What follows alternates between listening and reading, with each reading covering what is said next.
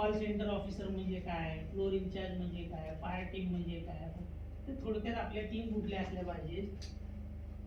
ही एक टीम 2 3 4 5 6 ह्या टीम सगळ्यात महत्वाच्या आहेत. तर तुमचे ERTच्या कमीत कमी 6 टीम असल्याच पाहिजे. आणि ह्या टीम मध्ये तुम्हाला कोणाला घ्यायचंय ते खाली लिहिलेलं आहे. समजा फ्लोर इन्चार्ज जो कोणी असेल त्या फ्लोरचा तो इन्चार्ज आहे, त्यांनी कोणाला घ्यायचं तर त्या फ्लोर वरती कोणी मार्शल तयार करायचे. फ्लोर मार्शल म्हणजे काय, परत ते तुम्हाला मदत करणारी लोक. मग आता तुम्ही त्या फ्लोरच्या इन्चार्जने ठरवायचं की माझ्या फ्लोरवरती इमर्जन्सी झाली तर मला बाहेर जाण्यासाठी, लोकांना बाहेर नेण्यासाठी काय अडचण येईल.